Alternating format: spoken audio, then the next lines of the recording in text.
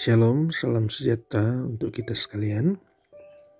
Saudaraku yang dikasihi dan diberkati oleh Tuhan kita Yesus Kristus, kita bersyukur atas kasih, anugerah dan penyertaan Tuhan yang terus kita rasakan. Saudaraku yang dikasihi dan diberkati oleh Tuhan, kita akan membaca dan merenungkan satu bagian firman Tuhan yang terdapat dalam kitab Yakobus 3 ayat 17 sampai 18. Tetapi hikmat yang dari atas adalah pertama-tama murni, selanjutnya pendamai, peramah, penurut, penuh belas kasihan, dan buah-buah yang baik, tidak memihak dan tidak munafik, dan buah yang terdiri dari kebenaran ditaburkan dalam damai untuk mereka yang mengadakan damai. Judul perenungan kita saat ini adalah meminta maaf walaupun kita di posisi yang benar. Saudaraku yang dikasihi dan diberkati oleh Tuhan, meminta maaf kalau kita membuat kesalahan kepada orang lain adalah hal yang harus dilakukan. Tetapi bagaimana jika kita meminta maaf ketika kita tidak melakukan kesalahan? Hal ini adalah sesuatu yang luar biasa yang hanya dapat dilakukan oleh orang yang berhikmat.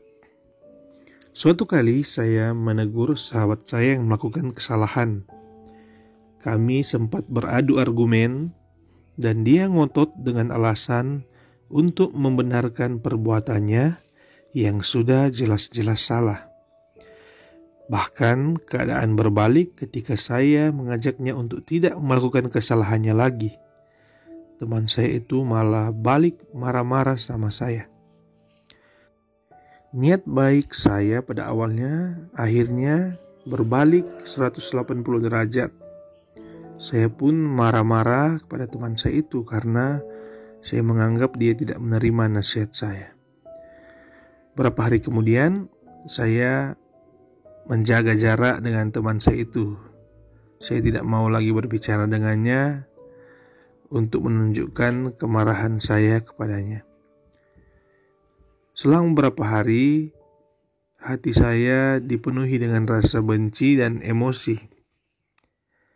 Padahal niat awal saya yang baik, tetapi hal itu ternyata membuat siksaan dalam batin saya. Setelah saya membaca dan merenungkan beberapa ayat firman Tuhan, akhirnya saya memilih untuk kembali kepada teman saya itu dan meminta maaf kepadanya. Walaupun saya tidak melakukan kesalahan.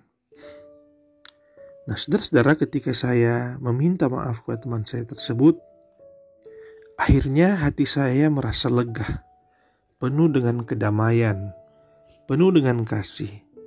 Dan hubungan antara saya dan teman saya tersebut kembali berjalan dengan damai dan normal.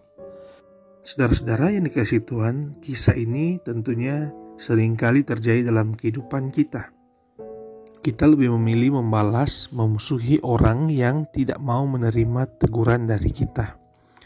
Nah, saudara-saudara yang kasih Tuhan, pembacaan firman yang telah kita baca tadi tentunya mengantar kita pada pemahaman bahwa hikmat yang daripada Tuhan adalah bersifat pendamai, peramah, penurut, penuh belas kasih, dan buah-buah yang baik, tidak memihak dan tidak munafik. Nah, saudara-saudara yang dikasihi dan diberkati Tuhan,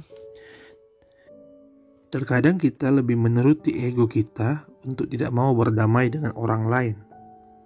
Kita mau menunggu orang tersebut untuk terlebih dahulu minta maaf kepada kita, barulah kita berdamai dengan orang tersebut. Nah, saudara-saudaraku yang dikasihi Tuhan, berbicara minta maaf bukan berbicara tentang perasaan, bukan sekedar berbicara tentang benar dan salah. Berbicara minta maaf adalah berbicara masalah iman, kasih, dan damai. Tentunya sebagai orang Kristen, kita harus mengikuti semua perintah firman Tuhan. Dalam firman Tuhan, dalam Alkitab banyak mengajarkan kepada kita tentang damai. Matius 5 ayat 9 berkata, "Berbahagialah orang yang membawa damai, karena mereka akan disebut anak-anak Allah." Nah, saudara-saudaraku, kita yang ingin disebut sebagai anak Allah, tentunya kita harus menjadi pembawa damai. Kita harus menunjukkan kepada orang lain bahwa kehadiran kita dapat membawa damai kepada orang yang di sekitar kita.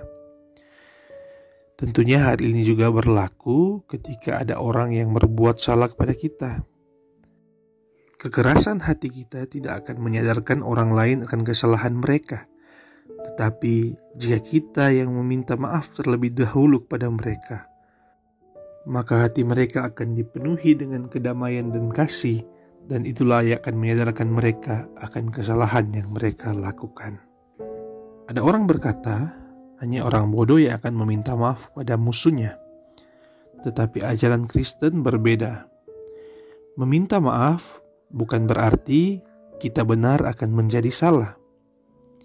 Atau bukan hanya sekedar urusan mengakui kesalahan. Namun meminta maaf utamanya adalah untuk menyelesaikan masalah, menghilangkan kesalahpahaman. Bila ada yang bersalah namun berkeras hati tidak mau meminta maaf, kita harus memaafkan dia. Nah, saudara-saudaraku yang dikasihi dan diberkati oleh Tuhan kita Yesus Kristus, dalam Mazmur 85 ayat 10 berkata, "Kasih dan kesetiaan akan bertemu. Keadilan dan damai sejahtera akan bercium-ciuman." Kita sebagai orang yang percaya kepada Tuhan, tentunya hati kita dipenuhi dengan kasih dan kesetiaan. Maka kita harus menunjukkan kepada orang lain bahwa ketika kita sudah memiliki kasih dan kesetiaan daripada Tuhan, keadilan dan damai sejahtera pun akan selalu ada bersama-sama dengan kita. Dimanapun kita pergi dan berada, itu akan selalu menjadi bagian dalam diri kita. Jadi kita tidak akan terpengaruh dengan emosi kita, dengan kekerasan hati kita. Kita akan menunjukkan kepada banyak orang bahwa kita itu dipenuhi dengan kasih. Kalau kita dipenuhi dengan kasih, maka hidup kita pun akan dipenuhi dengan keadilan dan damai sejahtera. Damai daripada Tuhan selalu adil. Damai daripada Tuhan tidak akan mengecewakan satu pihak, tapi semuanya akan merasa dipenuhi dengan sukacita. Saudara-saudara yang dikasihi dan diberkati Tuhan, marilah kita belajar untuk meminta maaf kepada orang lain, walaupun kita ada di posisi yang benar. Marilah kita mempunyai ketulusan hati, kedamaian hati, penuh kasih, agar kita mampu untuk meminta maaf kepada orang lain. Mazmur 37 ayat 37 berkata, "Perhatikanlah orang yang tulus dan lihatlah kepada orang yang jujur, sebab pada orang yang suka damai akan ada masa depan." Ini adalah janji Tuhan. Jika kita rela untuk meminta maaf kepada orang lain, rela untuk berdamai kepada orang lain, maka Tuhan menjanjikan masa depan bagi kita. Dan kita yakin janji Tuhan selalu digenapinya. Nah, saudara-saudara yang diberkati Tuhan, marilah kita tunjukkan kasih kita kepada sesama kita. Kita tunjukkan damai dan terang Kristus bagi sesama kita, agar kita dijauhkan dari ketidakadilan, dan kita rela meminta maaf kepada orang lain walaupun kita ada di posisi yang benar. Ingatlah, meminta maaf jika kita ada di posisi yang benar bukan berarti itu akan membuat kita bersalah. Tetapi dengan kita meminta maaf terlebih dahulu kepada orang lain, maka itu akan menyelesaikan masalah. Marilah kita berdoa. Terima kasih Bapa kami yang ada dalam kerajaan sorga.